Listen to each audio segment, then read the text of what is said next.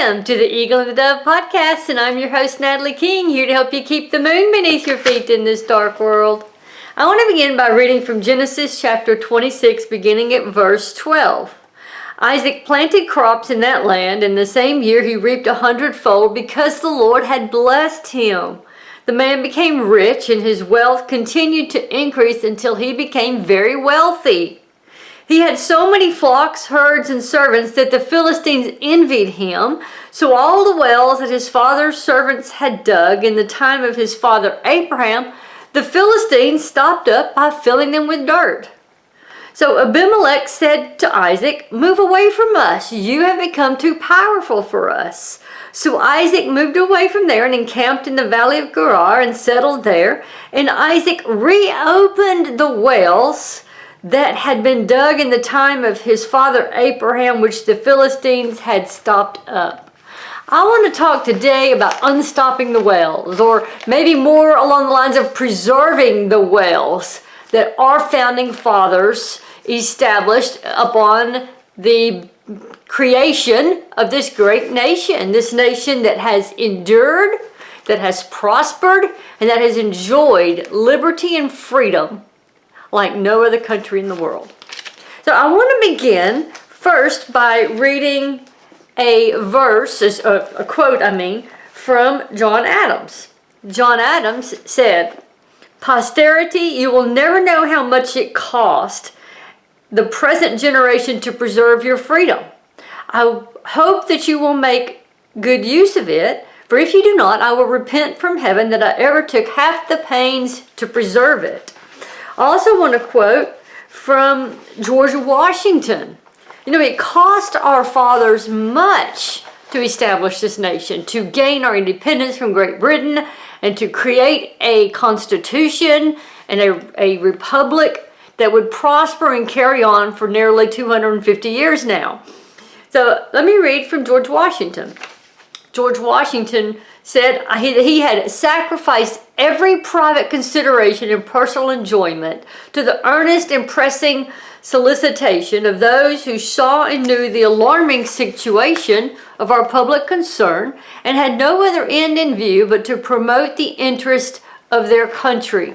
So George Washington says, I have no other interest than to promote the interest of my country. He made many sacrifices as a man who had established multiple businesses and enjoyed his enterprise in business. And we'll revisit some of that conversation later in this video. But he made great sacrifices. So I want to begin first with some basic things about the wells, so to speak. Some of the fundamental things that our founding fathers established that made this country great, that we need to work to preserve. So first of all, I would say we need to preserve the well of freedom of religion. There's some people who have taught in various places around the country that our founding fathers were deists and atheists. Well, that is absurd. That is absolutely not true. They were very rooted and established in their Christian faith, and they were devout and pious men for the most part. So I want to read some of what our fathers said about freedom of religion. And when they speak of freedom of religion, they specifically mean Christianity. So John Adams said, "Our Constitution was made for a moral and religious people. It is wholly inadequate to the government of any other." They believed you could not have freedom without morality and virtue, and you could not have morality and virtue without religion. And by religion, they distinctively meant Christianity. Samuel Adams said, "If virtue and knowledge are diffused among the people, they will never be enslaved." So they saw virtue and morality joined with religion, or more or less religion correctly lived out through principle, as a preservation for liberty and freedom. Benjamin Rush said, "The only foundation for a useful education in a republic is to be laid in religion. Without this, there can be no virtue. Without virtue, there can be no liberty. And liberty is the object in life of all republican governments." So you cannot have a Republican government that's going to succeed and thrive without religion, without morality. John Adams said the end of the law is not to abolish or restrain, but to preserve and enlarge freedom. For in all the states of created beings capable of laws, where there is no law, there is no freedom. And he's talking about moral law there. So he's saying that these laws are not meant to suppress you, but rather to protect you. So the boundaries presented through the Christian faith, through religion, is designed to protect people, to protect our freedoms, and to protect our nation, in this context as he's speaking about. So morality is a boundary for protection. George Washington said, "The propitious smiles of heaven can never be expected on a nation that disregards the eternal rules of order and right which heaven itself has ordained." So in other words, we cannot ignore the principles of morality, the principles of the fundamental faith of Jesus Christ, of Christianity. We cannot ignore those and expect to be a prosperous and secure and enduring nation. James Madison said, "The belief in a God all-powerful, wise, and good is so essential to the moral order of the world and to the happiness of man." So these laws that have been perpetuated through Christian faith, from God, are meant to bring us happiness and meant to bring moral order to the world. I also want to quote from Benjamin Franklin, who's often ascribed as being a deist, which is simply not true. He might not have always lived up to his faith, but he was not in any way a deist. He says, "Here is my creed. I believe in one God, creator of the universe, that he governs it by his providence." A deist does not believe that God is involved in creation. They believe he created, but that he left creation and left it to itself. But no, he says here that he is guiding it by his providence. He's not a deist. He wasn't an atheist, okay? That he ought to be worshipped, that the most acceptable service we ought render to him is doing good to his other children, that the soul of man is immortal and will be treated with justice in another life, respecting its conduct in this life. These I take to be the fundamental principles of all sound religion, and I regard them as you do in whatever sect I meet with them. And Thomas Jefferson is often described as being a deist. Well, he wasn't a deist. Now, he did not believe in the deity of Christ, which you have to believe in the deity to be a Christian, but he had some sort of generic belief in God. He just struggled with the person of Jesus Christ. I think that's serious. I'm not downplaying that, but he was not an atheist, and Thomas Jefferson said so. He said, he declared that he was not an atheist. Now, John Adams also said, "The general principles upon which the fathers achieved independence were their only principles in which that beautiful assembly of young men could unite." And what were these general principles? I answered, the general principles of Christianity. So they're saying that America was founded upon the principles of Christianity. Benjamin Franklin says, "Serious religion under its various denominations is not only tolerated, but respected and practiced. Atheism is unknown there, infidelity rare and secret, so that persons may live to a great age in that country without having their piety shocked or meeting with either an atheist or an infidel." They're saying atheist doesn't exist. Atheism thrived in France, and that's why they warned them about their revolution, that it was going to be a bloody revolution because they had no Christian faith to restrain that kind of brutality. Let's see. This is Benjamin Franklin again, said, "How many observe Christ's birthday, but how few his precepts. Oh, 'tis easier to keep holidays than commandments." So he's lamenting that so few people truly are living out, that will really live out their faith. There's more who will celebrate Christmas than keeping the commandments of Christ. So our founding fathers were rooted in Christian faith. They were established in Christian faith. And they established this country on Christian faith. I was going to read one more quote, but I don't see it, so I'm just not going to worry about it. That's okay. So preserving the wells of freedom of religion. That is so important because we have seen the Christian faith coming under attack in this nation. Little things here and there coming against Christian faith. And I want to encourage us that we need to celebrate our Christian faith. As Christians, if you're listening to this and you're a Christian, we need to be vocal about our faith. Get in church. You need to be plugged in. You need to be receiving discipleship. You need to be giving back where you can in service and in serving. And you need community. Get in church. Don't just be a sofa Christian. Get involved somewhere. The second well I want to suggest that we need to work to preserve is freedom of speech. Now, freedom of speech has come under attack in recent years. We saw it under the last administration. We witnessed the social media giant tech industry censoring conservatives. We, the conservatives, were being censored online. So we've seen a lot of attack against free speech. Now, in Europe, they have a hate speech law. And we need to be very careful to not begin to entertain the idea of having a hate speech law. Because what's happening across Europe is where they've had these hate speech laws, it has been wielded against the conservatives. The liberals have used it against the conservatives. And I'll give you just a handful of samples, but this is just a drop in the bucket. There was a man in the UK who became concerned about the rise of anti-Semitism and put something on social media about it.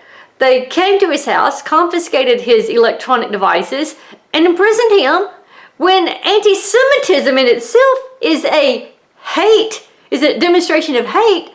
Being concerned about it is not hate.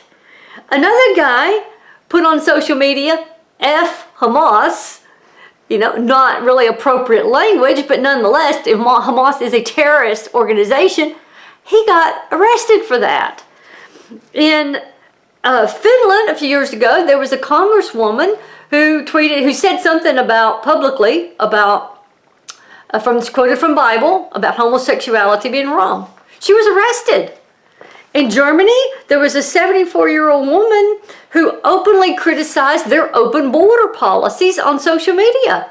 They came to her house, confiscated her electronic devices, and arrested her. And that is just a tiny percentage of what has happened. Switzerland has a hate speech law. So these hate speech laws are being wielded against conservatives for the most part.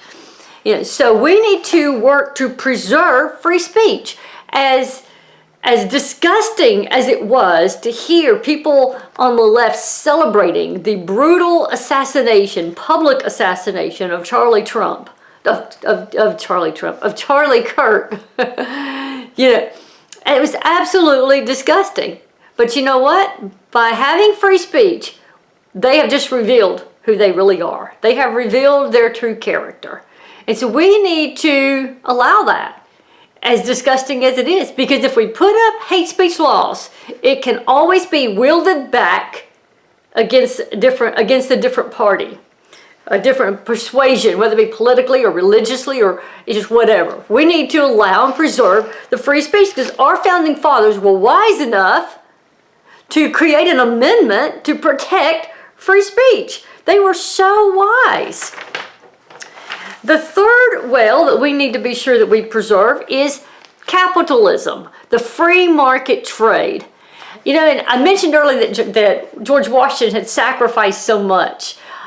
He had inherited Mount Vernon, and he established a great farm there, farming multiple crops that he began to trade across the colonies, which the colonies then wanted to see. They saw themselves as independent entities. And he wanted to try to use economics to unite the colonies, to bring them together, particularly after the Revolutionary War. His hope was to bring the states together because the states wanted to see themselves as independent entities. But he had all kinds of crops. Then he went from that to, he said, well, why not have a mill? So he created a mill, began milling, and had his own brand of flour, the Washington brand of flour. Then he had a tanner, and he began doing leather products. He made shoes, he made saddles and bridles and all kinds of leather products. He had a fertilizing company, creating fertilizers for the soil. He created wagons, built wagons, and had a fishery, where they fished. And he used this to benefit the public, to help build up the economy, and it became known as entrepreneurial economics. And so anyone who thinks that being rich or wealthy is somehow evil they need to do a recheck and rethink that. Some people are very gifted with business, and it becomes a gift to society because it creates jobs, it creates a building of wealth. And a free economy is what has established this country as the most prosperous country in the world. And people want to sometimes label rich people as being greedy when they are the ones who took the risk, who invested much of their own money, who worked very hard with a vision, with no promise or guarantee that it was going to happen for them. But they invested so much. And if you'd made that kind of investment, I hardly think someone working for you or under you should be making more money than you. That's not how it works. You take the risk, you make the investment, you should make more money. So really, it's not so much the rich that are greedy. I would say what is greedy is if you want everything for free. That's greedy. When you want everything for free, that is greed. So George Washington also, as he went on and developed this entrepreneurial economic business, he later had to leave his business, go fight the French and Indian War. He came back, began to build back up his business again. Then he had to go fight the Revolutionary War as a general, leading, because he had this tremendous ability to lead and to be successful at what he did. A very, very smart man. And then he comes back. He had left his business in the hands of another and was leaving it to manage it, and he mismanaged it. He's trying to build back up his business again, which he did become very, very wealthy through that. But then he's called upon to be president. And he says as he's going to take this position as president, he said, I feel like I'm going to my own funeral. He really did not want to be president. He really wanted to just enjoy his businesses that he created. He was very fulfilled in that. But he used economics as a means of uniting the colonies and the states later. And I think that is so wise. And I saw in the Rose Garden a monument of George Washington. And I thought, wow, what a parallel there. Both very, President Trump had his own business. He enjoyed being business for years. People asked him about being president. He said, I just want to do my business. I wish somebody else would go and fix the country. But he made that sacrifice. But our founding fathers made so many sacrifices. Another parallel is Trump using economics internationally to try to unite the nations. He ended 7 to 8 wars by saying, hey, let's trade. Let's make some deals. Why don't you build up your country instead of tearing it down? What a great model to go by. So we need to preserve the well of capitalism and free market trade, rejecting all ideology of communism, of socialism, and of Marxism, which does nothing but breed death, control, and leads to a deterioration of culture, of society, of economics, of religion, of all of those things that preserve a constitutional republic. The fourth thing that we need to guard against or preserve is law and order. Now, we've seen law and order come under attack where these left-wing lunatics wanted to defund the police. which is absolutely absurd. But that, we need to be aware, is a Marxist agenda, because the Marxism wants to create chaos in culture. Rule and order brings unity and peace. They don't want peace. Unity, law and order preserves republic, preserves the Constitution. It preserves liberty and freedom. But Marxism does not want liberty and freedom. They want to strip you of your liberty and freedom. So we must preserve the well of law and order. It is a boundary for us that keeps us a free constitutional nation. So I want to recap this. We need to preserve the well of freedom of religion, preserve the well, number 2, of freedom of speech, preserve the well of capitalism, preserve the well of law and order. And I want to point something out. When God told Moses to go and lead the people out of Egypt, the first thing he did after he crossed the river was God led them to Mount Sinai. There were 3 things he did very important, very instrumental at Mount Sinai. Number 1, he gave them spiritual law. God had to be established as the center of that community for them to be free and successful and enduring.